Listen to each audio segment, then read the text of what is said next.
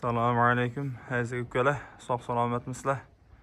Mana Xudo xolasa bizning navbatdagi darvozamizni chiroyli holatda olib kelib ustanovka qildik. Ko'rishingiz mumkin. Juda ham chiroyli chiqqan.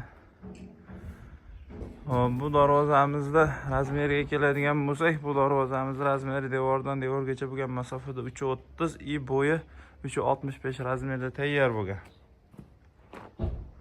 O'sha Dubai fasonda 2 qavat bo'lgan 1.8lik distan shumkali holatda.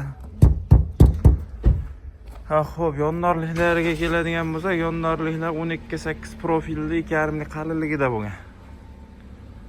Boshni o'tadigan qismiga 8lik shpiller qo'yganmiz. Tepada 50 sm joy ochilmaydigan bu pramok bo'lgan va shu pramokning xonadon egalari Bismillahirrohmanirrohim La ilaha illalloh Muhammad Rasululloh kalimasini yozib berishimizni so'rashgan. Xudo xolasa lazerda chiroyli qilib yozib berdik.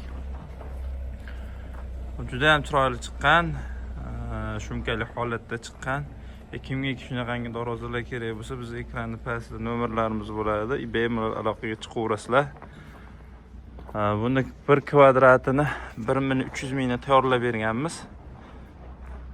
O'sha summasi 15 million atrofida bo'lgan. Kimga shunaqangi darvoza kerak bo'lsa, bemalol aloqaga chiqaverasizlar. Videomizga like bosishdan chiqmasin.